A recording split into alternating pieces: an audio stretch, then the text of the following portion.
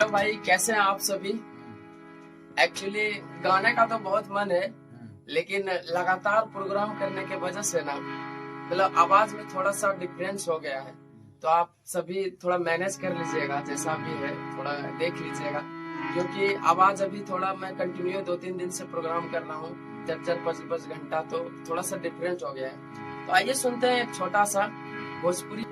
सावन के बरस बहारे भोले बाबा रौर दरबार में। सावन के बरस बहारे भोले बाबा रौर दरबार में।